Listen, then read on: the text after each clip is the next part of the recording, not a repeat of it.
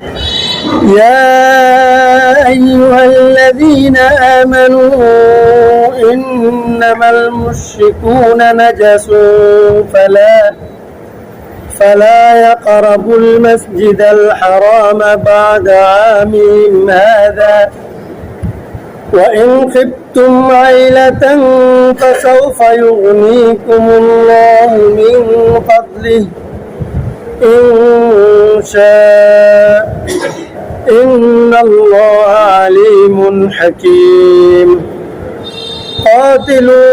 قاتلوا الذين لا يؤمنون بالله واليوم الآخر قاتلوا الذين لا يؤمنون بالله واليوم الآخر ولا باليوم الآخر ولا يحرمون ما حرم الله ورسوله ولا يدينون دين الحق من الذين أوتوا الكتاب حتى يعطوا الجزية عن يد وهم صاغرون وقالت اليهود عزير ابن الله وقالت المسيح ابن الله ذلك قولهم بأفواههم يضاهئون قول الذين كفروا من قبل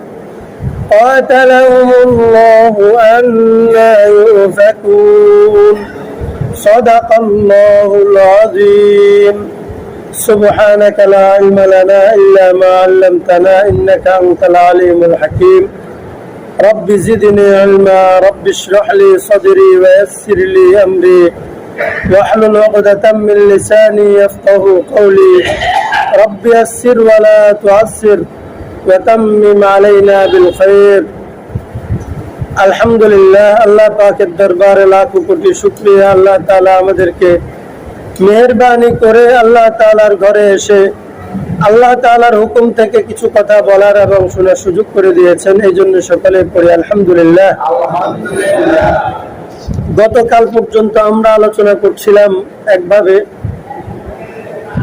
যে জিহাদ এবং আল্লাহর পথে যেন আমাদের সহায় সম্পত্তি আমাদের বাপ দাদা আত্মীয় স্বজন যেন বাধা না হয়ে দাঁড়ায়। অর্থাৎ এক বাক্যে যদি আমরা এটা বলি, এতদিন যে কথাগুলো আমরা বলেছিলাম সূরার শুরু থেকে, দুইটা বাক্যে বললে এভাবে বলবো। প্রথম কথা হলো আমাদেরকে ঈমানের উপর দ্বীনের উপর চলতে হবে, দ্বীনের উপর চলার পক্ষে কোনো বাধাকে গ্রহণ করা যাবে না, প্রশ্রয় দেওয়া যাবে না। এ হচ্ছে একটা। অর্থাৎ আমাদেরকে চলতেই হবে দ্বীনের উপর, এই পথে কোনো বাধা প্রশ্রয় দেওয়া যাবে না। সে যদি আমার আত্মীয় হয়, রক্তের কেউ হয়, তবুও। দ্বিতীয় কথা যে কিছু মানুষ থাকবে পৃথিবীতে যারা নিজেরা তো দ্বীনের প্রতি চলবে না, কিন্তু দ্বীনের জন্য তারা বাধা হয়ে দাঁড়াবে সময় সময়। তাদের সাথে আমার আচরণ কেমন হবে, এটা যে আল্লাহর হাবিব সাল্লাল্লাহু আলাইহি ওয়াসাল্লাম নিজেই ঘোষণা করে দিয়েছেন বারাআত, তাদের সাথে সম্পর্ক ছিন্নের ঘোষণা।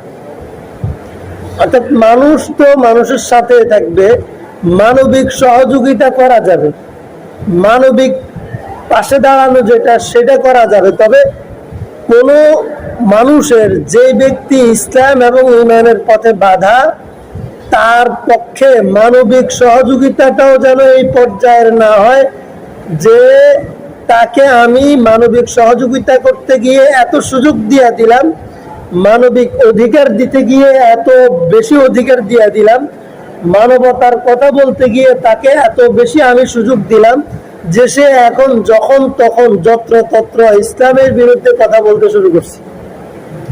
এতটুকু সুযোগ দেওয়া যাবে না। অর্থাৎ গরুকে ঘাস খাওয়ার জন্য গরুর গলায় রশি লাগানো এবং রশির এক মাথায় খুঁটা বাঁধা, এই হচ্ছে বিষয়। যে আপনি আপনার গরুকে, আপনি একটা প্রাণীকে পৃথিবীতে রাখবেন, পালবেন, পুষবেন, অসুবিধা নেই। তবে তার গলায় রশি লাগাবেন, তার গলার রশির এক মাথায় খুঁটা লাগাবেন, তাকে এমন ভাবে রাখবেন, বাঁধবেন যেন কারো ফসল সে নষ্ট করতে না পারে। এই আপনি এটা বলার সুযোগ নেই যে গরু সে তো বুঝে না, সে খেয়ে ফেলছে আপনার দান, আমার কি দোষ, সে তো একটা প্রাণী, অবুঝ প্রাণী, এটা বলার সুযোগ নেই। এই প্রাণীর মালিক কে? এই প্রাণীকে আশ্রয় দিয়েছে কে? প্রশ্রয় দিচ্ছে কে? সুযোগ দিয়েছে কে? মালিক আপনি। আপনি যদি তার গলার রশিটা ঠিক মতো বাঁধতেন, জায়গা মতো যদি খুঁটে লাগাতেন, তাহলে তো সে খেতে পারতো না। আপনি যদি সুযোগ মতো তাকে খাবার দিতেন। সুতরাং অজুহাতের কোনো সুযোগ নাই। যে প্রথম বিষয় হচ্ছে আমাকে দ্বীনের উপর থাকতেই হবে, এটা আমার প্রয়োজন, আমার ঠেকায়। দ্বিতীয় কথা, দ্বীনের পথে যারা বাধা তাদের সাথে সম্পর্ক ছিন্ন করা, এবং মানবিক সহযোগিতা করতে গেলেও, মানবতা মানবাধিকার দিতে গেলেও তাকে লিমিটেশন রাখা, গরুর রশি এবং কুড়ার মতো সীমাবদ্ধ রাখা, যে সে গোলামের জাত, গোলামের মতো থাকবে। অর্থাৎ আজকের আলোচনায় আমরা এটা স্পষ্ট পাবো ইনশাআল্লাহ, যে কেন আল্লাহ তাআলা আসলে কি চাইছেন, কেন আমাদেরকে এভাবে নিষেধ করেছেন। তাহলে আমাদের জীবনটা পৃথিবীতে কেমন হবে, যারা আল্লাহকে মানে না তাদের জীবন, তাদের চলন কেমন হবে, এই বিষয়টা আল্লাহ আজকে স্পষ্ট করছেন। এবং এটা আল্লাহ চেয়েছেন সেটা নয়, আমাদেরকে বিশ্বাস দিয়েছেন এটা, যে আমরা এই বিশ্বাসটা গ্রহণ করা আমাদের জিম্মেদারি, এই চেতনা লালন করা আমাদের দায়িত্ব। এভাবে আমাকে চলতে হবে যদি আমি আল্লাহকে মানি। এখন যদি ব্যাপারটা এটা হয় যে আল্লাহকে তো মানি, তবে যে ক্ষেত্রে নিজের কাছে সংশয় লাগে সেটা বাদ দিয়া, এটা না। অনেকে বলে যে আমি আল্লাহর ছাড়া কেউ মানি না। ব্যাপারটা হয়েছে এরকম, আরেকদিনও সম্ভবত উদাহরণটা দিলাম। আপনি একজনের কাছ থেকে টাকা পাবেন, তো টাকা পাবেন আপনি, সে বলছে যে ঠিক আছে আপনি অমুক দিন আসেন, আসলে আপনারা আমি টাকা দিয়ে দিব। আপনি বলছেন যে ঠিক আছে অমুক দিন আমি আসতে পারবো না, আমি আমার ছেলেকে পাঠাবো, তুমি আমার ছেলের হাতে দিয়ে দিও। সে বলে আরে টাকা ছেলের হাতে দিব, যদি চিন্তায় নিয়ে যায়, যদি চুরি হয়ে যায়, যদি ছেলেকে আপনি বললেন যে আমার ছেলের বিষয় আমি বুঝবো, তুমি আমার ছেলের হাতে দিবা, সে তার থেকে চিন্তায় হবে না হারাই যাবে সেটা আমি বুঝবো, আমি পাওনাদার, তুমি আমার ছেলেকে দিবা, ব্যাস। সে বলে না আমি তোমার হাতে ছাড়া কাউকে দিব না। তো সে কি আপনারা মানছেনি? সে কি আপনার কথা মানছেনি? মানে নাই, বলে না আমি আপনারা ছাড়া কেউ মানি না। এরকম সমাজে অনেক ঘটনা, আপনারা ছাড়া কেউ মানি না। আপনি কিছু গেলে কয় না, না আপনি অন্য কারো কথা কইেন না, অন্য কারো কথা কইলে আমি শুনতাম রাজি নেই, আপনি আইবেন নি, এটা কন। হয়তো এরকম ঘটনা। তো আসলে যাকে সম্মান দিতে গেলাম সে আরেকজনের কথা বললো, আপনি বলেন না আরে লাগবো, তার মানে আপনি তো আমার মানলেন না। আপনি আপনার মনের খাহেসাত পূর্ণ করতে আসছেন, আমার প্রতি ভালোবাসা থেকে না। এখন আমরা মুসলমান যেন এরকম ইমানদার না হয় যে আমার খাহেসাত পূরণ করার জন্য আমি মুসলমান হয়েছি, আল্লাহ যেটা চাইছেন সেটা না, যতটুকু আমার বুঝে ধরে ততটুকু, এটা যেন না হয়। এখন আল্লাহ তাআলা এখানে একটা বিষয় বলছেন, প্রথমে বলছেন ইয়া আইয়ুহাল্লাযীনা আমানু, ঈমানদার বলে সম্বোধন করছেন। ইন্নামাল মুশরিকুনা নাজাস, যারা মুশরিক তারা নাজাস, নাপাক। এখন মুশরিক কারা এটা স্পষ্ট করি। যারা শিরক করে এক বাক্যে তারা সবাই মুশরিক। ইহুদিরাও শিরক করে। কিভাবে? আজকের আয়াতের মধ্যে আছে পঠিত, ইহুদিরা উযায়ের আলাইহিস সালামকে আল্লাহ তাআলার ছেলে বলে। ওয়াকালাতিল ইয়াহুদু উযাইরুন ইবনুল্লাহ, ইহুদিরা বলে উযায়ের একজন নবীর নাম উযায়ের আলাইহিস সালাম, তারা বলে যে উযায়ের আলাইহিস সালাম আল্লাহর সন্তান, নাউযুবিল্লাহ। তাহলে তারা এই ক্ষেত্রে আল্লাহর সাথে শিরক করছে। খ্রিস্টানরা ওয়াকালাতিল কি ওয়াকালাতিন নাসারাল মাসীহ ইবনুল্লাহ, এবং খ্রিস্টানরা বলে হযরত ঈসা আলাইহিস সালাম আল্লাহর সন্তান, নাউযুবিল্লাহ। এখানে তারা শিরক করছে। অথচ আমরা জানি কিতাবের মধ্যে, কোরআনের মধ্যে বলেছেন ইহুদি এবং খ্রিস্টানরা আহলে কিতাব। আহলে কিতাব কাদেরকে বলা হয়? এখান থেকে আমাদের গুরুত্বপূর্ণ কিছু পয়েন্ট আছে আমাদের জন্য। আমাদের অনেকগুলো সংশয় নিরসনের জায়গা আছে এখানে। যে কোরআনের মধ্যেও বলছে ইহুদি এবং খ্রিস্টানরা আহলে কিতাব। আহলে কিতাব মানে আল্লাহর পক্ষ থেকে পৃথিবীতে যে বিশ্বাস, যে কিতাবগুলো নাজিল হয়েছে, আল্লাহর পক্ষ থেকে নাজিল কিতাবগুলো অনুসরণ করে যারা, তাদেরকে বলা হয় আহলে কিতাব। যেমন ঈসা আলাইহিস সালামের উপর নাজিল হয়েছে ইনজিল। ইনজিল কারা অনুসরণ করে? খ্রিস্টানেরা, খ্রিস্টান ধর্ম। তাহলে তাদের উপর, খ্রিস্টান যারা, তাদের উপর কিন্তু আল্লাহর পক্ষ থেকে কিতাব আসছে, তাদের নবী আছে একজন। ইহুদি যারা, তাদের পক্ষ থেকে, তাদের কাছে আল্লাহর পক্ষ থেকে কিতাব আসছে, তাদেরও নবী আছে একজন, মুসা আলাইহিস সালাম। কিন্তু তারা কি করে? একজন ব্যক্তিকে ফোকাস করতে যাইয়া অন্য জায়গাগুলাতে ঘাপলা করে ফেলছে। দ্বিতীয়ত, যাকে তারা ফোকাস করছে তাকে সম্মান দিতে যাইয়া তার মর্যাদা যেই লেভেলের, তার মর্যাদার লেভেলটা সীমানা ক্রস করে ফেলছে। যেমন হযরত ঈসা আলাইহিস সালাম এবং হযরত উযার আলাইহিস সালামের মর্যাদার লেভেল হচ্ছে আল্লাহ তাআলার নবী, এরা আল্লাহর রাসূল, এটা যে মর্যাদার লেভেল। এদেরকে সম্মান ভক্তি দেখাইতে যাইয়া লেভেল ক্রস করে এদেরকে আল্লাহর সন্তান বানায় ফেলছে। তাহলে লিমিট ক্রস করছে না? এই অতিরঞ্জিত কোনো কিছু ভালো না। কথা একটা আছে না, বেশি ভালো ভালো না, অতিরঞ্জিত কিছু ভালো ভালো না, অতিভক্তির চোরের লক্ষণ। যেমন এক শ্রেণী আছে নবী করিম সাল্লাল্লাহু আলাইহি ওয়াসাল্লামকে নূর বানাইতে যাইয়া এমন লেভেলে নিয়ে যায় যে নবী গায়েবে যাবেন, নিয়ে যায় না। আমাদের এক শ্রেণীর মুসলমান আছেন যে অতি ভক্তি, ভক্তিটা লেভেল ক্রস করা যাবে না। এই জন্য খ্রিস্টান মুশরিকরা যারা শিরক করে, যে যে লেভেলে শিরক করে, বিশেষত আল্লাহ তাআলা মুশরিক বলে এক শ্রেণীর মানুষকে ইঙ্গিত করেন। বিশেষ করে তারা হচ্ছে যে হিন্দু সম্প্রদায়। আমরা হিন্দু সম্প্রদায় সম্পর্কে জানি না আসলে হিন্দু সম্প্রদায় কোন জায়গা থেকে। তারা নিজেদেরকে বলে যে আমরা সনাতনী মানুষ। সনাতনী, সনাতন মানে প্রাচীন, অর্থাৎ হিন্দুরা হচ্ছে যে প্রাচীন মুশরিক।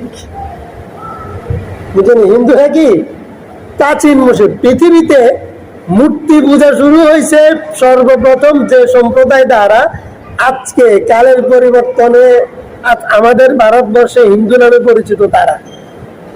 হযরত নূহ আলাইহিস সালামের যুগে, হযরত নূহ আলাইহিস সালামের যুগে, নূহ আলাইহিস সালামের পরে যখন প্রথম মূর্তি পূজা শুরু করছে, সেই ঘটনা ইতিহাস আবার আরেক দিকে চলে যাবে আলোচনা শুরু করলে। মূর্তি পূজা প্রথম শুরু হয়েছে তখন।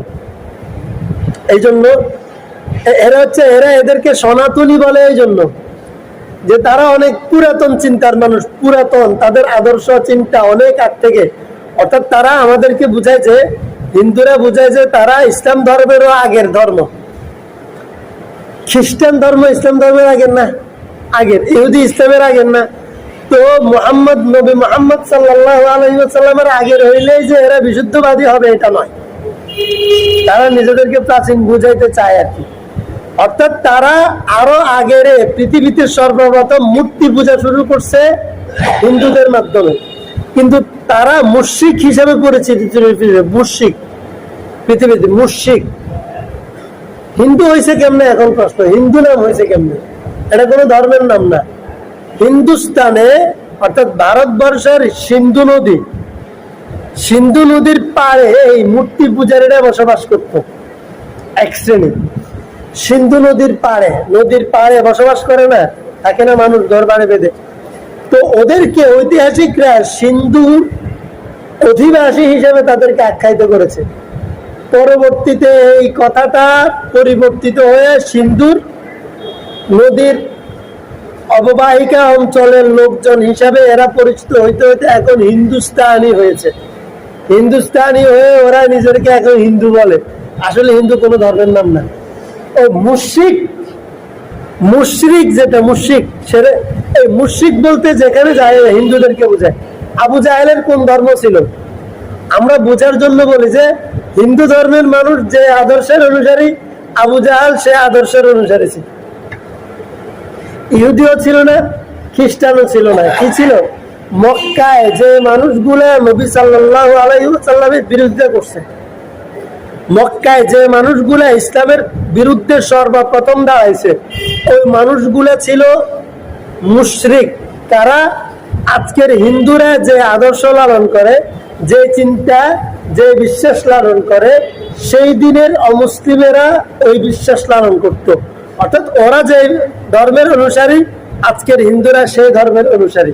এই জন্য আপনি দেখবেন একবার বাস্তব চিত্র আপনি দেখেন, তখনকার মুশরিকেরা, মক্কার কাফেররা যে আচরণ করছে নবী করিম সাল্লাল্লাহু আলাইহি ওয়াসাল্লাম এবং মুসলমানদের সাথে, আজকের ভারতবর্ষের হিন্দুত্ববাদীরা একই আচরণ করছে। কি আচরণ? তখন মুশরিকরা কি করতো? মুসলমানরা রাস্তায় বের হলে তাদেরকে ইটের কণা মারত, আঘাত করত, ধাক্কা দিত, এমনকি নবীকে ধাক্কা দিত, থুতু মারত, হাতে যা পেত এটা নিয়ে ছুঁড়ে মারত, আঘাত করত, ধরে গলার মধ্যে রশি বা কিছু পেঁচিয়ে টেনে হেসড়ে মানে নির্যাতন করত। এই ঠিক মানে এই মুশরিকরা মুসলমানকে সহ্যই করতে পারত না কোনো অবস্থাতে। এটা ছিল মক্কার মুশরিকদের বৈশিষ্ট্য।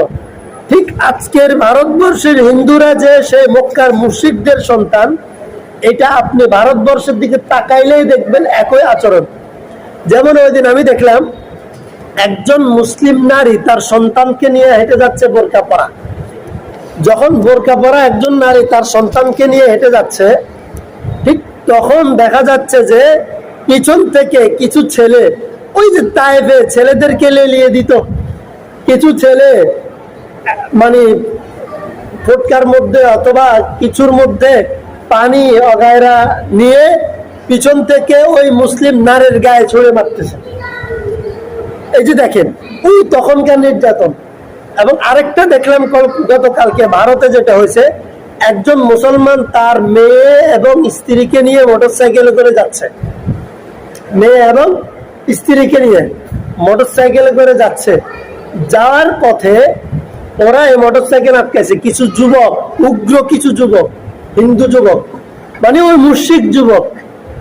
আটকাইয়া কি করছে, তারা রং এসে প্রথমে পানি মেরে নারী পুরুষ সবাইকে ভিজাই দিছে পানি। এরপরে কিছু করতে পারে, এদেরকে মেরে ফেলবে না হয়, এরা তো আতঙ্কে আছে।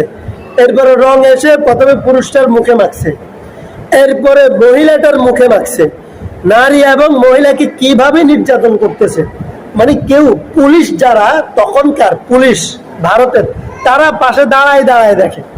যেহেতু আমরা বিভিন্ন সময় বাংলাদেশে দেখি মজলুম সাধারণ মানুষকে, নিরীহ মানুষকে এক শ্রেণীর ক্যাডার বাহিনী, যুবক শ্রেণী নির্যাতন করে, আর পুলিশ বাহিনী তারা দাঁড়ায় দাঁড়ায় যাত্রা দেখে, তারা তামসা দেখে, তামসা আনন্দ ফিল করে, অনুভব করে।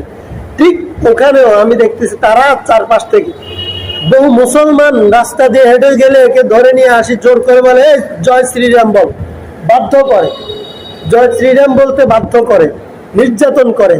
আমাদের বাংলাদেশের এক বক্তা সুন্নিদের আর কি, চিটংয়ের, উনি নিজে বলছেন নিজের বিবির ঘটনা। ওনার বিবির অসুস্থতার কারণে ভারতে চেন্নাইয়ে সম্ভবত চিকিৎসা করার জন্য নিছেন। সেখানে নেয়ার পরে তিনি বলেন যে আমি একটু বের হয়ে গেছি কোনো কারণে, ওনার বিবিকে ডাক্তার ইনজেকশন দিতে আসছে, বলে যে মোটা সুই নিয়ে ওর শরীরের মধ্যে ঢুকাচ্ছে, আর বলে যে জয় শ্রীরাম বল, আবার বের করতেছে।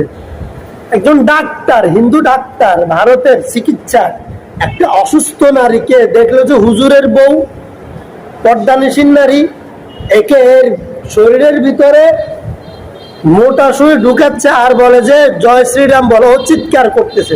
তখন ও ঢুকি দেখে যে অবস্থা, বলে যে না, তুমি জয় শ্রীরাম, সে জীবন গেলেও এটা বলবে না, তুমি কেন এটা বলতেছো, তাকে এটা করতেছো। তো উনি ওনার মতো করে বাধা দিলেন, কিন্তু উনি যে জোরও প্রয়োগ করবেন ওনারও তো যতটুকু সম্ভব। অর্থাৎ ভারতবর্ষে মুসলমানদের অবস্থা এত করুণ, আপনারা কল্পনাও করতে পারবেন না। যাদের সাথে বিভিন্ন রকমের প্রেম ভালোবাসা আছে ওদের সাথে, ওরা তো প্রেম ভালোবাসাটাকেই গুরুত্ব দিবে।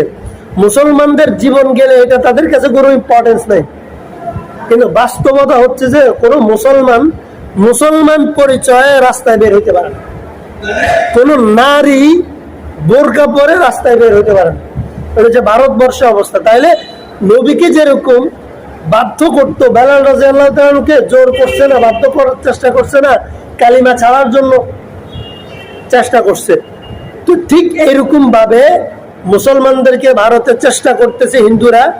আজকের বাংলাদেশেও আপনারা বিশ্বাস রাখেন, এটা আপনাদের ঈমান রাখতে হবে যে আজকের বাংলাদেশেও যদি হিন্দুরা এটা সুযোগ পায় আপনাকেও ছাড়বে না, জয় শ্রীরাম বলাই ছাড়বে। আপনি ভাবতেছেন আমরা তো আমাদের পাশে ব্যবসা করতেছি, কিছু হচ্ছে না। সে জানে যে এখনো সেই পরিমাণ পাওয়ার আসে নাই, এখনো সে সামর্থ্য সেটা হয় নাই। সে জানে, এই জন্য সে করতেছে না, আপনার সাথে ভালো আচরণ করতেছে। অর্থাৎ মুশরিকরা হচ্ছে পৃথিবীতে এমন এক সম্প্রদায় যারা ইসলামের নামটাই সহ্য করতে পারে না, কালিমার নামটাই উচ্চারণ সহ্য করতে পারে না। তারা যেখানে সুযোগ পায় তাদেরকে বাধ্য করে ইসলাম থেকে বের করার, নির্যাতন করে। এই জন্য আল্লাহ তাআলা আজকে বিধান দিচ্ছেন। প্রথম বিধান, ইন্নামাল মুশরিকুনা নাজাস, যারা মুশরিক তারা নাপাক। এখন আল্লাহ বলে মুশরিকরা নাপাক। মুশরিকরা যে নাপাকি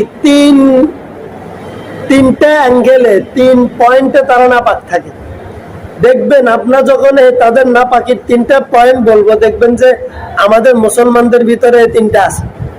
আমার কাছে এখন অবাক লাগে, আমি যখন কোরআন শরীফ থেকে কোনো কথা পড়ি, আল্লাহ তাআলার কোনো আয়াত পড়ি, যেখানে আল্লাহ অমুসলিমদের কথা, কাফেরদের কথা, ইহুদি খ্রিস্টানদের কথা, মুশরিকদের কথা বলছে, এদের এই বৈশিষ্ট্য, এই দোষ, এই সমস্যা, তখন দেখি যে এই সমস্যাগুলো আমাদের না। আল্লাহ বলে যে ইহুদিদের সমস্যা, তাকায় দেখি যে আমাদের মধ্যে সমস্যা। এটা বলে খ্রিস্টানদের সমস্যা, তাকায় দেখি আমাদের সমস্যা। বলে মুশরিকদের মধ্যে সমস্যা, তাকায় দেখি সমস্যা আমাদের মধ্যে। দেখেন, মুফাসসিরিন কেরাম দেখছেন যে মুশরিকরা 3 রকমের নাফাক। কয় রকমের?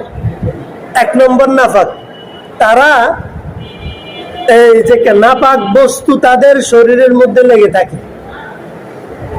যেরকম আমরা দেখছি হিন্দুরা গরুর মূত্রকে তারা পছন্দ করে এবং এটা খাবারের সাথে মিশায়, নিজের গায়ের সাথে মিশায়। দেখছেন কিনা আপনারা? তাহলে এই যে গরুর পেশাব যদি গায়ে লাগে, পেশাব নাপাক না? তাহলে খ্রিস্টানরা, হিন্দুরা, মুশরিকরা যখন এই গরুর পেশাবটা গায়ে লাগাবে, তখন নিজের শরীরটা নাপাক হইল কিনা? হইল। দ্বিতীয়ত আরেক রকমের নাপাক দেখেন, যেটা আমাদের মধ্যেও আছে। আমাদের পেশাব পাক না নাপাক? নাপাক, সে উত্তম। এখন একজন মানুষ পেশাব করলো, পেশাব করে পানি নিলে না, ঢিলা নিল না, সে উঠে চলে আসার পরে এমনি তো পেশাব করার কারণে পেশাবের নালীর মধ্যে পেশাবের কয়েকটা ফোঁটা থাকে। উঠে আসার পরে আবার আরো কয়েকটা ফোঁটা ভিতর থেকে বের হয়ে আসে না? এখন যে লোক পানি নিল না, ঢিলা করলো না, সেই লোক উঠে চলে আসার কারণে তার ওই পেশাবের নালীর সাথে লাগে থাকা সেই পেশাবটা তার কাপড়ে লাগছে কিনা, তার রানে লাগছে কিনা। আর এই বৈশিষ্ট্য মুসলমানদের মধ্যে আছে কিনা? আসেনি। তাহলে আল্লাহ তাআলা বলছেন ও মুসলিমরা, মুশরিকরা নাপাক। কেন? তাদের শরীরে পেশাব থাকে, তারা পেশাব করে পানি নেয়? পানি লয় না। তাহলে পেশাব করার পরে যেটা ফেলে দিল, যেটা রয়ে গেল সেটা গায়ের সাথে মাখাই লইল কাপড়ের মধ্যে। দেখবেন বহু মুসলমান সন্তানরা যদি নামাজ পড়তে হয়, কয় যে কাপড় ঠিক নেই। এবং আরো আশ্চর্য হবেন, দ্বিতীয় আরেকটা পাখি আছে, মুসলমানেরা যখন গোসল ফরজ হয়, সে ফরজ গোসল করে না। এই অবস্থায় ঘুমের উঠছে, রাত্রে সে স্ত্রীর সাথে সহবাস করছে, অথবা স্বপ্নদোষ হয়েছে, গোসল ফরজ হয়েছে, হয় না? হওয়ার পরে সাথে সাথে গোসল করা তার উপর দায়িত্ব, সে গোসল করে নাই। শীতকাল অথবা গরমকাল যে অবস্থা, সে শুয়ে রয়েছে, তার লুঙ্গির মধ্যেও না বাকি আছে, তার শরীরের মধ্যেও আছে। 9টা বাজে ঘুম থেকে উঠছে, বিবি উঠে দিয়েছে, যাও বাজার করে আসো, মাছ লাগবো। হাতে এই অবস্থা বাজার করতে চলে আসে। এরকম কি শুধু এই যে এই নাপাক অবস্থায় মুসলমানরা তো গোসল করে পাক হওয়াকে বিশ্বাস করে, অমুসলিমরা এই বিবির সাথে একান্তে থাকার পরে আবার যে গোসল করে পবিত্র হওয়ার যে কনসেপ্ট ইসলামের, সেই কনসেপ্ট কি মুশরিকরা বিশ্বাস করে কিনা? না, তাদের এরকম কোনো বিশ্বাস নাই, এরকম কোনো আদর্শ তাদের মধ্যে নাই যে বিশেষ মুহূর্তে স্বপ্নদোষ হওয়ার পরে তোমাকে গোসল করতে হবে, তারপরে মাসিক হায়েজ নেফাস হওয়ার পরে তোমাকে গোসল হয়ে পাক হইতে হবে, তারপরে স্ত্রীর সাথে একান্তে অবস্থান করার পরে তোমাকে গোসল করে পাক হইতে হবে। এই ধারণা তাদের মধ্যে নেই, এই কনসেপ্ট তারা বিশ্বাস করে না। সুতরাং তারাও সর্বাবস্থা একই রকম থাকে। তাহলে একজন হিন্দু যখন দেখলেন যে সে দোয়ানদারি করে, তখনও সম্ভাবনা আছে সে রাত্রি বিবির সাথে ছিল, এখনো গোসল করে নাই, শীতকালীন দিন আরো এক সপ্তাহ গোসল করতে হলো, এত দোয়ানদারি করে, সম্ভাবনা আছে কিনা? নাকি সন্দেহ আছে? তাহলে 100% সে নাফাক শারীরিক ভাবে। এবং মুসলমানদের মধ্যে এরকম শত শত যুবক আছে, শত শত দাম্পত্য আছে, পরিবার আছে, যারা গোসল ফরজ হওয়ার পরেও ঘন্টার পর ঘন্টা তারা নাফাক অবস্থায় থাকে, বাজারে আসে নাফাক অবস্থায়, সারাদিন কাটায় দেয় নাফাক অবস্থায়। এমনও আমি পাইছি, তারা বললাম যে নামাজ পড়, সে যে ভাবটা করছে আমি বুঝছি যে তার উপর গোসল ফরজ, অজু নয়। পেশাব পায়খানা করলে অজু ফরজ হয়, আর কিছু বিশেষ কাজ আছে, ওটা হলে কি হয়, গোসল ফরজ হয়। আমাদের মুসলমানদের সন্তান, যুবক এবং বয়স্ক মানুষ এমনও আছে, আপনি বিকেল বেলা তারে মসজিদে আসতে বলবেন, সে বাজারে আছে, ঘুরে ফিরে বাজার করে, কাজ করে, ব্যবসা করে, চাকরি করে, কারণ নামাজ পড়লে সে এমন ভাব করবে দেখে আপনি বুঝবেন তার উপর গোসল ফরজ। তাহলে নাফাক কিনা, তার পুরো শরীর নাফাক কিনা? এই নাফাক এত খারাপ নাফাকি, যখন কেউ এই নাফাক অবস্থায় থাকে এভাবে, তখন সে জমিনের উপর পানা দিলে জমিন মাটি তার কাছ থেকে পানা চায়, জানলা এই নাফাকের তুন আমারে বাঁচান, এই নাফাক থেকে আমাকে বাঁচান। বহু স্ত্রী আছে, ঘরে যায় বলবেন কথাগুলো, বহু স্ত্রী আছে এই নাফাক অবস্থায় রান্না বান্নার কাজ করে, রাত্রে একসাথে ছিল, সকালে হাইজ অবস্থায়, এটার মাসালা ভিন্ন, নেফাসের মাসালা ভিন্ন, এটা একটা অসুস্থতা, এটা টানা থাকবে, এটা না। কিন্তু যেই নাপাকির পরে গোসল করার সাথে সাথে সুযোগ আছে, গোসল করে পবিত্র হওয়ার সাথে সাথে সুযোগ আছে, সেই নাপাকি নিয়েও দেখবেন অনেক বিবিরা বাচ্চা কাচ্চা পালন করতেছে, বাচ্চারা খাওয়াইতেছে নাপাকি অবস্থায়, নিজে নাপাক, বাচ্চারা দুধ খাওয়াইতেছে, কানে খাওয়াইতেছে, বাচ্চার জন্য খাবার রান্না করতেছে, পরিবারের জন্য রান্না বান্নার কাজ করতেছে। পরিবারে ভূতে ধরতে হলো, কারে ভূতে ধরবো? প্রতিদিন আঙ্গ কাছে আইয়ে, হুজুর বাচ্চাকে এখানে ঘুমাই দেন, বাচ্চা হারারাত কান্দে, তো বাচ্চা হারারাত কান্দতে হলো কিরবো? তুই যে হারারাত, বাচ্চার মা যে হারারাত কান্দে না, শোকর আদায় কর। কারণ নাফাক থাকলে তো বুঝছে না, ভালো মতন ধরে। এখন তো আরো সহজ, ঘরের ভিতরে টয়লেট, নাফাক জায়গা। নাফাক আগে আসিল বাইরে, অসভ্য সমাজে নাফাক ছিল বাইরে, এখন সভ্য সমাজে নাফাক হয়েছে ঘরের ভিতরে, উল্টা। তার মানে আমরা এখন সভ্যতাও জানি না, সভ্যতা কোনটা রে কয়, অসভ্যতা কোনটা, বুঝছেন? সভ্যতা আর অসভ্যতার সঙ্গে আমরা জানি না। সুতরাং এখন প্রত্যেক রুমে রুমে নাপাক, টয়লেট নাপাক। টয়লেট কি পাক না নাপাক? তাহলে না পাক যে আপনার রুমে আপনার বাচ্চারে আর আপনার বরে ভূতে ধরতো না, কারে ভূতে ধরব? এখন বুধ জিনের আসর বাসছে না কমছে, হ্যাঁ? এই কারণে এগুলা, এই কারণে না পাকির মধ্যে অপবিত্র জায়গায় খারাপ ভূত থাকে, খারাপ জিন থাকে। ভূত মানে জিন আর কি। ভূত মানে হয়েছে আমগো মানুষ যেগুন ডাকাত, সন্ত্রাস, এইগুলো সাদাবাজ, এগুলারই শুধু উসিলা ধরে সাদা কেমনে নিয়ম যায়, উসিলা ধরে সাদাবাজির উসিলা, সেগুলো উসিলা ধরে কেমনে একজনের ধরন যায়। এই জন্য সাবধান।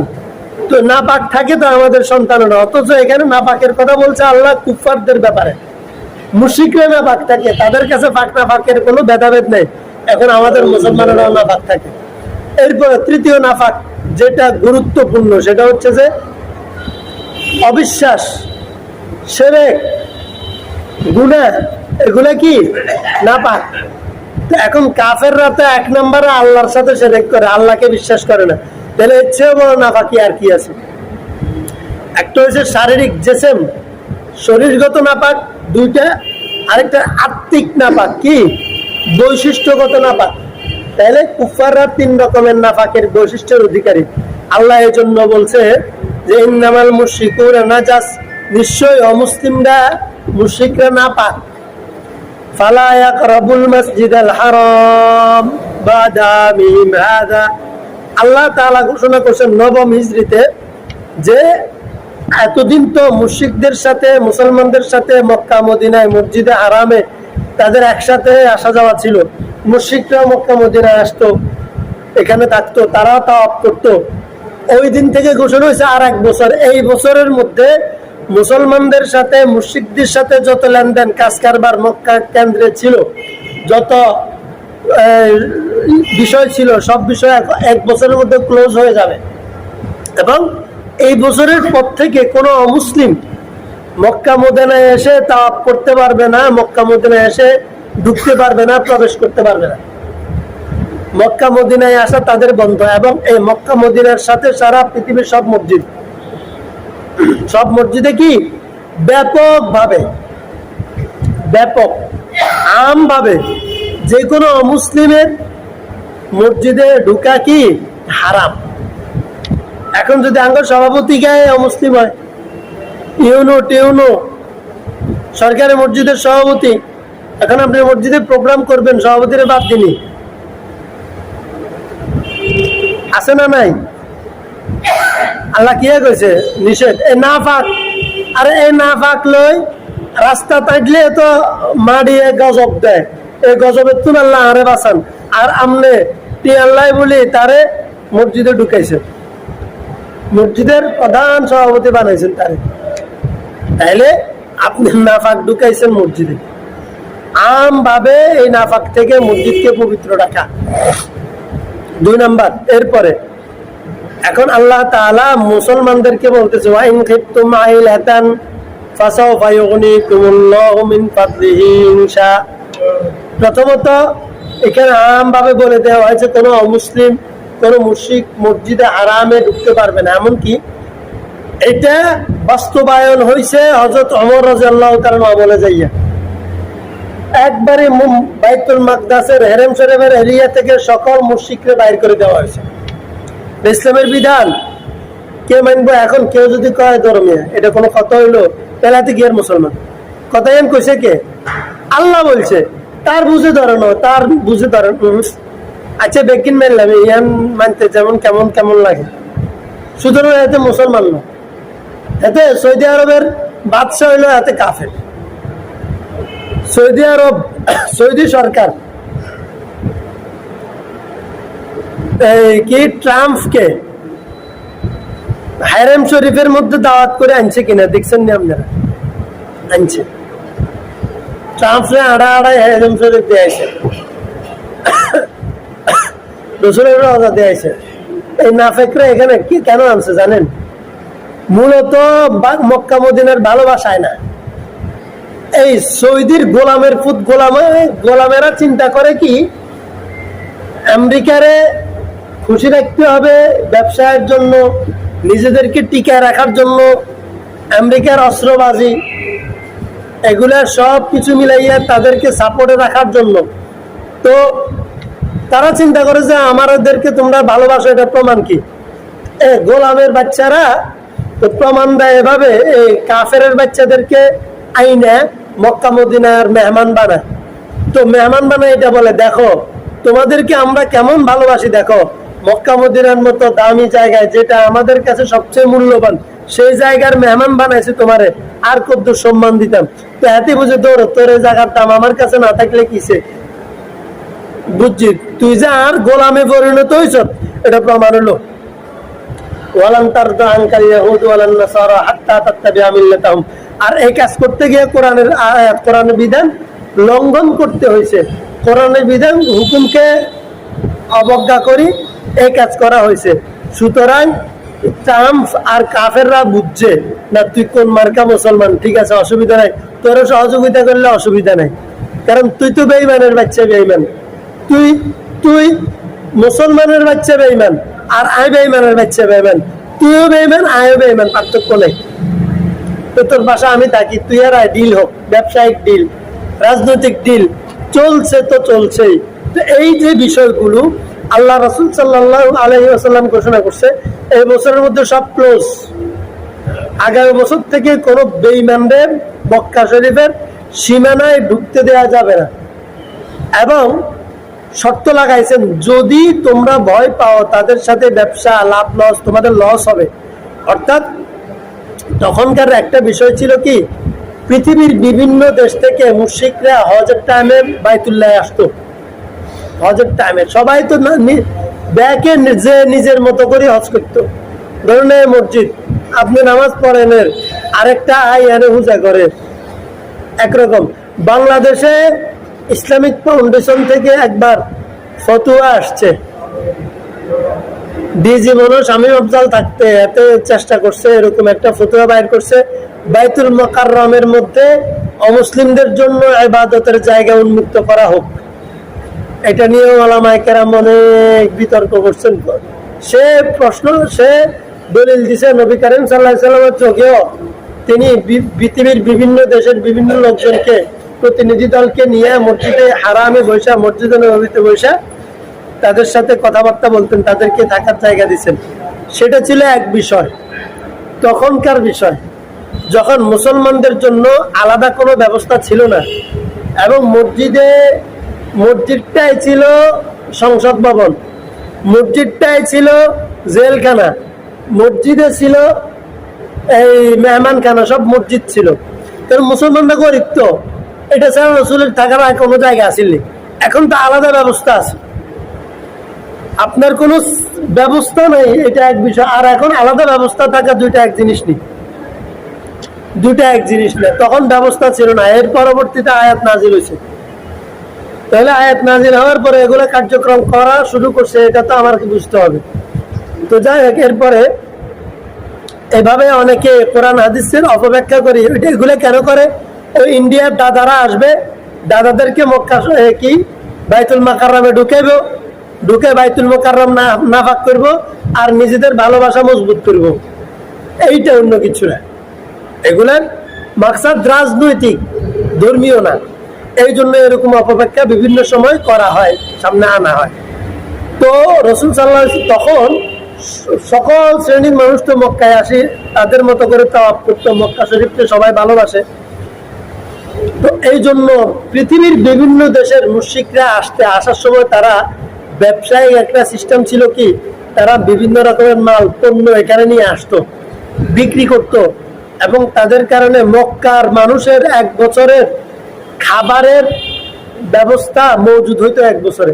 যেমন বিভিন্ন রকমের ফল ফ্রুট, বিভিন্ন রকমের পোশাক, এই সব কিছু বাইরে উৎপাদন হয়। মক্কাতে তো খাবার টাবার উৎপাদন হয় না, তেমন ফল ফ্রুট উৎপাদন হয় না। তো বাইরের থেকে এরা নিয়ে আসলে মক্কার মানুষ কিনে নিজেদের খাবারের জোগান নিত। এখন তারা ভয় পেয়ে গেছে, খ্রিস্টানদের অমুসলিমদের আসা বন্ধ হয়ে গেলে যদি তারা তো এখন বাইরের খাবারও আমরা পাবো না, বিভিন্ন ফল ফ্রুট আসা বন্ধ হয়ে যাবে, তখন আমরা কি উপায়? আল্লাহ বলে যে তোমরা ভয় পাইও না, তোমরা অর্থ সংকটের ভয় পাও, তোমাদের ব্যবসা মন্দা হবে ভয় পাও, ব্যবসা বাণিজ্য নষ্ট হয়ে যায়, ব্যবসা বাণিজ্য ক্ষতি হবে ভয় পাও, আশঙ্কা করো, তাহলে তোমরা ভয় পেও না। আমি আমার দয়ায় এবং অনুগ্রহে তোমাদেরকে, আমার ইচ্ছা এবং দয়ায় তোমাদের সেই ক্ষতি পোষাই দিব। যেমন দেখেন, আজকে মক্কা মদিনায় খ্রিস্টানদের হজ করার অনুমতি নেই, কোনো ধর্মের মানুষ মুসলমান ছাড়া মক্কা মদিনায় যাওয়ার অনুমতি আসেনি, নাই যাওয়ার কোনো, তাদের উপাসনা করার সুযোগ নেই। কিন্তু সারা পৃথিবী থেকে ব্যবসায়িক পণ্য মালামাল আমদানি হয় মক্কায়, এবং পৃথিবীর যে কোনো প্রান্তে যে কোনো ফল উৎপাদন হয় আপনি মক্কার বাজারে পাবেন, মদিনার বাজারে পেতে পাবেন। আল্লাহ বলছেন আমি আমার দয়ায় তোমাদের জন্য ব্যবস্থা করে দেবো, তোমরা সে ভয় পাইও না, হুকুম পালন করো। ইন্নাল্লাহা আলিমুন হাকিম, আল্লাহ ভালো জানেন যে ফায়সালা কিভাবে করতে হবে সেটা আল্লাহ বুঝেন। সুতরাং আল্লাহর ফায়সালার বাইরে চিন্তা করার সুযোগ নাই। কাতিলুল্লাযীনা, পরে আসেন, কাতিলুল্লাযীনা লা ইউমিনুনা বিল্লাহি ওয়াল ইয়াউমিল আখির। এই আয়াতের অনুবাদ বলে দিই, আলোচনা ইনশাআল্লাহ শনিবারে হবে।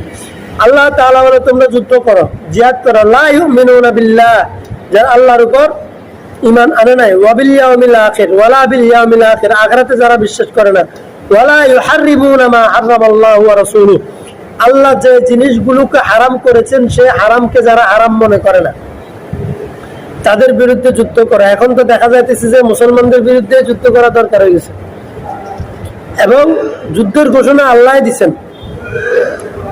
যে মানুষগুলা, আল্লাহ বলছে আল্লাহ যে জিনিসটাকে হারাম করেছেন সেই হারামকে যারা হারাম মনে করে না তাদের বিরুদ্ধে যুদ্ধ করা। কে বলছেন? এখন আল্লাহ সুদ হারাম করছে না হালাল করছে, ঘুষ হারাম করছে না হালাল করছে। এখন আল্লাহ বলছে যারা আল্লাহর হালালকে হালাল মনে করে না, হারামকে হারাম মনে করে না, তাদের বিরুদ্ধে যুদ্ধ করো। এখন আমাদের মুসলমানের বাচ্চারা অত সুদ ঘুষ খায়নি, সুদ ঘুষের সাথে যুক্ত আসেনি, এটাকে হারাম মনে করে এই জন্য যুক্ত থাকে না, এটাকে নাকি হালাল মনে করে দিয়ে যুক্ত আছে। এমনকি আমাদের মেলা যুক্তি দেব, মেলা যুক্তি। ইসলামী ব্যাংকে যান, ইসলামী ব্যাংকে যান, 16 আনা সুদি কারবারি, 16% মধ্যে হয়তো আপনি 2% আইবেন হালাল তরিকা, আর বাকি 14 আনা হারাম তরিকা। ইসলামী ব্যাংকে যান, কিন্তু এতে কয় যে আমরা 16 আনা ইসলামিক শরীয় সম্মত ভাবে চলি, কাগজে চলে কিন্তু প্র্যাকটিসিং শরিয়া নাই, কাগজের শরিয়া ইসলামী ব্যাংকেও। তাহলে এরা নিজে তো হারামে হালাল হিসাবে অ্যাকসেপ্ট করছে, এবং মানুষে বলে আমরা 100% হালাল তরিকায় ব্যাংকিং সিস্টেম চালু করছি, পরিচালিত করি। আবার কিছু সরকারি কিছু দালাল আলেম আছে, দেখবেন রমজান ইফতার মাহফিল করে, এরা আসি এখানে চাটুকারিতা করে, এদের পক্ষে সাফাই গায়। কিছু জামাত ইসলামের বক্তা আছে, কিছু এরা এই ইসলামী ব্যাংকের 100% হালাল ফতোয়া দিয়ে এরা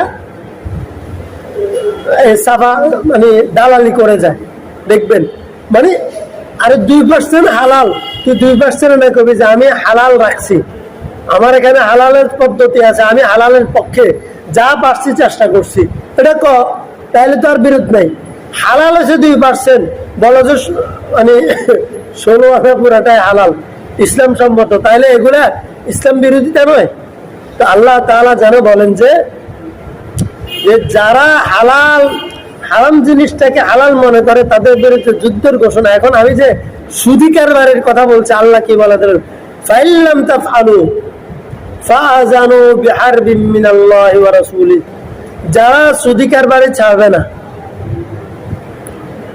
সুদি কারবারে যারা ছাড়বে না তাদের বিরুদ্ধে ফাআযানু, তাদেরকে সংবাদ শোনাই দাও, বিহারবিন মিনাল্লাহি ওয়া রাসূলিহি, আল্লাহ এবং তার রাসূলের পক্ষ থেকে তাদেরকে যুদ্ধের ঘোষণা শোনাই দেন। যুদ্ধের ঘোষণা কার পক্ষ থেকে? আল্লাহ এবং তার রাসূলের পক্ষ থেকে। কার বিরুদ্ধে? সুদি কারবারীদের বিরুদ্ধে। তাহলে সুদি কারবারী যাতে মুসলমান হয় তার বিরুদ্ধে স্পষ্ট যুদ্ধের ঘোষণা। তো যাই হোক, ওয়ালা ইয়াদিনুনা দীনাল হাক্কি, আল্লাহ যে দ্বীনকে হক দিন হিসাবে সাব্যস্ত করেছেন সেই দ্বীনে হককে তারা দিন হিসাবে গ্রহণ করে না। মিনাল্লাযীনা উতুল কিতাবা হাত্তা ইউতুল জিজিয়াতা আন ইয়াদিন ওয়া হুম সাগিরুন। এখানে একটা বিষয়, এটা বলে শেষ করছি।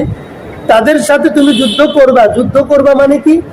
তাদেরকে তুমি বাধ্য করবা দুইটা বিষয়, বাধ্য করবা দুইটা বিষয়। 1 নম্বর বিষয় হচ্ছে যে সে তোমার অধীনে থাকবে, তুমি তার অধীনে নয়। কোন মুসলমান যারা আল্লাহর উপর ঈমান আনে, আখিরাতে ঈমান আনে, এবং যারা আল্লাহর হারাম মানে চলে, হারামকে হারাম বলে, হালালকে হালাল বলে, এবং আল্লাহর দ্বীনে হকের উপর যারা মানে নিজের জীবনকে চালায়, তারা থাকবে পৃথিবীকে শাসক শ্রেণী। এবং যারা এই বিশ্বাসগুলো যাদের মধ্যে নাই তাদেরকে তুমি বাধ্য করো যুদ্ধ করো, তাদেরকে বল প্রয়োগ করো ততক্ষণ পর্যন্ত যতক্ষণ সে তোমারে গুরু না মানে, মানে তোমার অধীনস্থতা, তোমার গোলাম না হয়। তোমার মানে কি? ইসলামের গোলাম না হয়। ইসলামের গোলাম কিরকম হবে? হাত্তা ইউতুল জিজিয়াতা, ইউতুল জিজিয়াতা, ইউতুল কিতা হাত্তা ইউতুল জিজিয়াতা আইয়াতি ওহম সাগিরুন। সে নিজেরে তোমার চেয়ে ছোট মনে করি, তোমার হাতে সে জিজিয়া কর দিয়া সে থাকবে। কর দিয়া থাকবে মানে কি? আমরা বাংলাদেশের সরকারের ট্যাক্স দিয়ে থাকুন লাগেনি, সরকারে মানি, বাংলাদেশ সরকার বাহাদুরের কাছে নথি স্বীকার করে বাংলাদেশের নাগরিক হওয়া লাগে কিনা? এটা সিস্টেম না। এখন আল্লাহ বলে যে একটা দেশে থাকার জন্য সেই দেশটা হবে মুসলমানদের দেশ, এটা মুসলমানদের দায়িত্ব। এবং মুসলমানরা চেষ্টা করবে যে ওই দেশে যদি কোনো অমুসলিম থাকে, সে মুসলমান দেশে ইসলামকে কর দিয়া থাকবে। কর কারে দিব? ইসলামরে দিব, ইসলামরে কর দিয়া থাকবে। সে যত বড় আডমলা হোক, ইসলামরে কর দিয়ে থাকতে হবে। যদি এই বিষয়ে সে রাজি থাকে, তাহলে সে দেশও চালাইতে পারবে, অসুবিধা নেই। সে দেশ চালাইব, শাসক হইব, ইসলামরে কর দি মানে কি? ইসলামের অধীনে থাকবো সে। ইসলামের অধীনে থাকলে আর কোথাও ইসলামের সকল কর্মযজ্ঞ ওপেন থাকবে, আর তার কর্মযজ্ঞ সীমাবদ্ধ জায়গার মধ্যে থাকবে। কেন? এখন বলবো যে কেন? এটা তো অধিকার হইল না, মুসলমানরাই করো, এটা তো সমান অধিকার হইল না। মুসলমানরা যেরকম ওপেনলি উন্মুক্ত ভাবে পরিপূর্ণ অধিকার নিয়ে সে বাস করবে, তার ধর্মীয় কর্মযজ্ঞ পরিচালনা করবে। একজন হিন্দু, একজন ইহুদি, একজন খ্রিস্টান তো তার অধিকার রাখে, একজন নাস্তিক অধিকার রাখে। উন্মুক্ত ভাবে সে তার আদর্শ লালন করব, আদর্শ প্রচার করব। আল্লাহ কয় না এটা তোমার বিশ্বাস, আমার বিশ্বাস নয়, এটা আমার হুকুম, এটা নয়, আল্লাহর হুকুম এটা নয়। আল্লাহর হুকুম হইল কি? যারা অমুসলিম, অবিশ্বাসী, তারা ইসলামের অধীনে থাকবে, কর দিয়া থাকবে, মুসলমানদেরকে কর দিয়া থাকবে। মুসলমানদেরকে মানে মুসলমান শাসককে, সাদাবাজরে নয়। মুসলমান সাদাবাজও তো আছে, মুসলমান নেতারও নয়, মুসলমান সাদাবাজ, মুসলমান রাষ্ট্রকে, ইসলামের রাষ্ট্রকে কর দিয়া থাকবে। যখন সে কর দিতে রাজি হবে, তখন তুমি তাকে জীবনের নিরাপত্তা দিবা। এখানে দেখেন এই বিষয়গুলা কেন আল্লাহ তাআলা এখানে হুকুম করছেন কি? নারী, অমুসলিম নারীরা কর দিতে হবে না, শিশুরা কর দিতে হবে না, অসুস্থ অমুসলিম কর দিতে হবে না, অসুস্থ আছে না, প্রতিবন্ধী কর দিতে হবে না। এবং যারা অমুসলিম হইল, ওই ধর্মের, ওই আদর্শের যারা ধর্মগুরু, পুরোহিত, ঠাকুর, এরা কর দিতে হবে না। তাইলে আল্লাহ তাআলা তো তোমারও সুযোগ দিচ্ছেন, তোমার ঠাউরের তুন কর নিচ্ছেন না তো। অর্থাৎ ঠাউরের অধিকার শুধু সে তার ধর্ম নিয়ে থাকবে, ধর্ম চর্চা করবে, সে প্রভাব কাটাতে পারবে না ইসলামের উপর, তার ধর্ম প্রকাশ্যে সে প্রচার করতে পারবে না। এখানে অনেকগুলো বিষয় আছে, ইনশাআল্লাহ আল্লাহ বাঁচায় রাখলে শনিবারে আলোচনা হবে। এই আয়াত আলোচনা করতে গেলে অনেক সময় যাবে, অনেক বিষয় আমাদেরকে বলতে হবে। সুতরাং এখানে আল্লাহর হুকুমটাই হুকুম, ঠিক আছে? আল্লাহর হুকুমটাই হুকুম, এটা যে মেনে নিবে আল্লাহর হুকুমকে হুকুম হিসেবে, সেই মুমিন। আর যে কোনো না কোনো হুকুম, কোনো না কোনো যুক্তিতে সে অগ্রাহ্য করবে, সে বাতিল। এই হচ্ছে আমাদের জন্য শিক্ষা।